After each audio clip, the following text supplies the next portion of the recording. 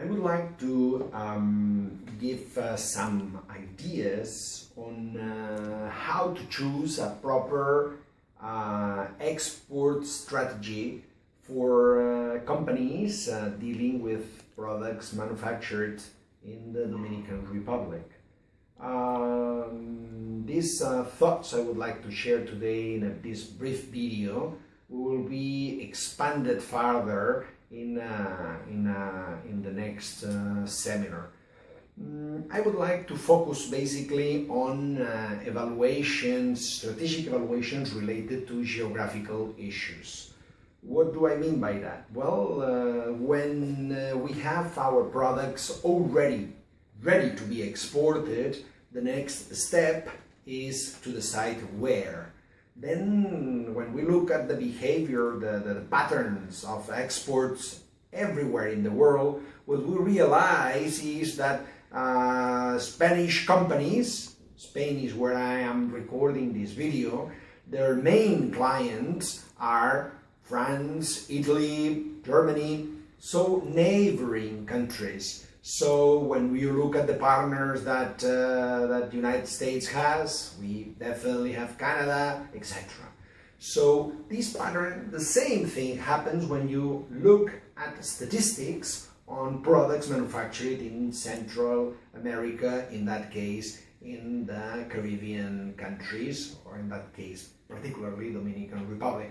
The main clients nowadays are neighboring countries, Central American countries, the South American countries, Central American countries, and definitely the big northern country of United States.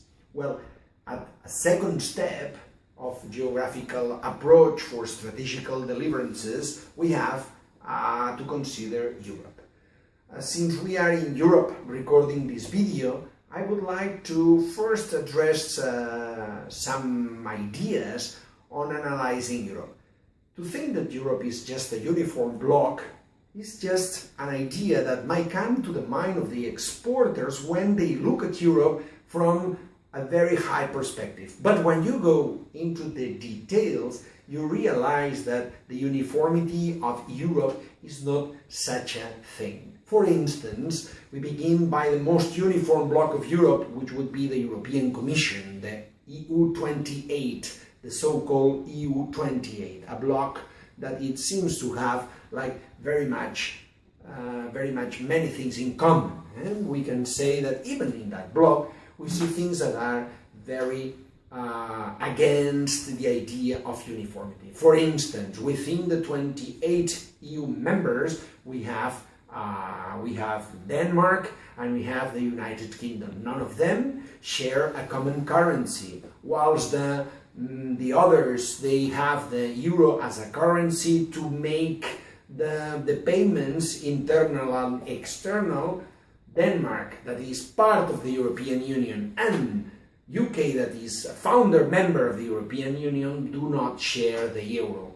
The Danish crown and the sterling pound, in the case of the United Kingdom of the Great Britain, is the currency that you have to do. Not only that, currency, it makes the bloc less uniform, but also if you're traveling from a third country to the European Union and you apply for visas, you will see that there is a visa, the Schengen visa, that is for a certain group of countries, whilst to travel to other places like the United Kingdom, you need to apply for an extra visa. So in that terms, it's not, this uniformity is not such a thing. But well, apart from the European Union bloc, we have other countries that there is no denial that they are European countries, geographically speaking. For instance, we have Switzerland, that is not member of the European Union, I would say that is only member of Europe in terms of geographical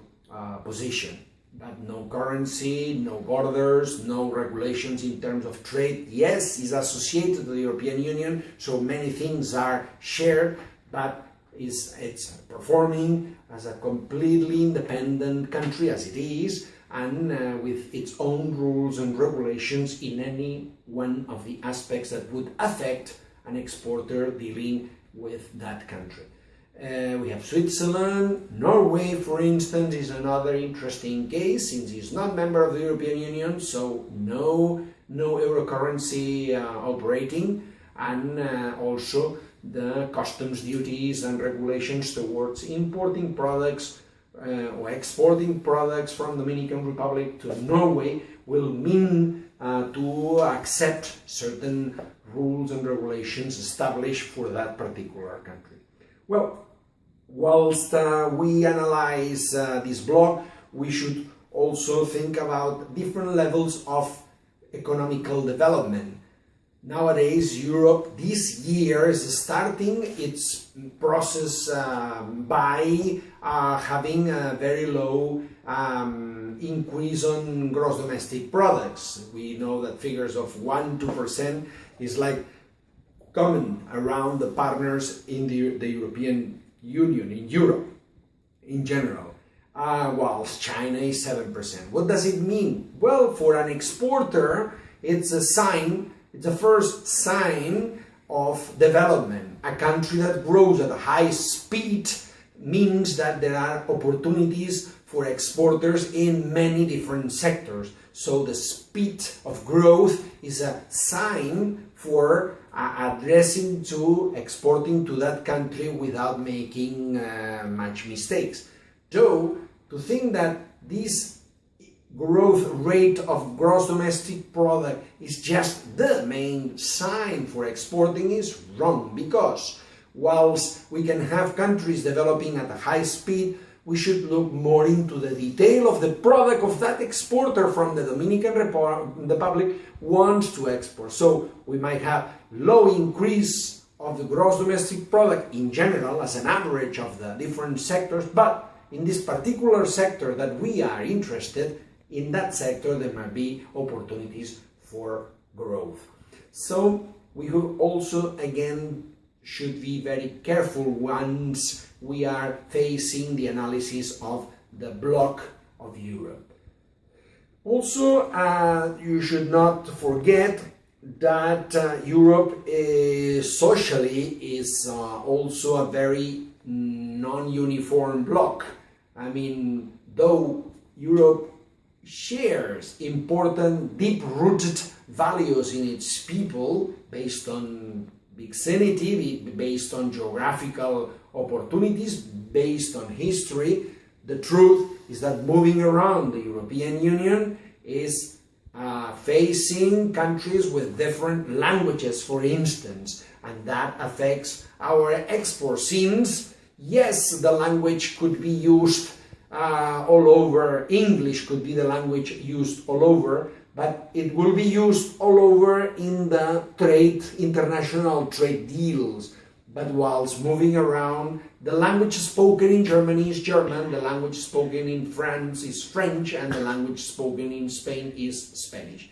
Here, there is an important fact, interesting fact for Dominican Republic. We share the same language. That makes for an exporter easier to access the country where no borders would be, no burdens, no stepping stones will be in the middle in terms of language. So the diversity of Europe is also very much in terms of cultural and political issues.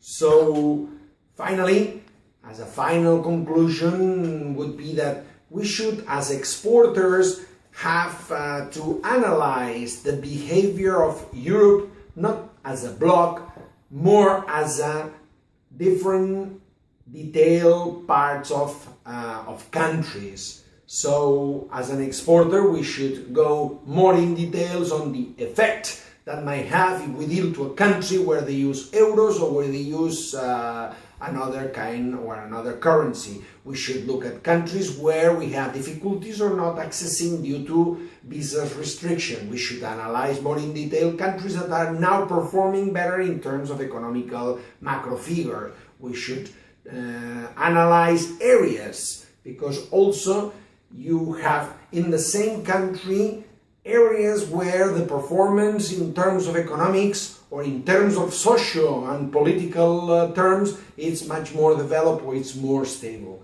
So all these considerations in detail are to be addressed by an exporter when focusing their exports towards Europe. That's what we need to address more in detail and in a much longer period of time. Thank you very much.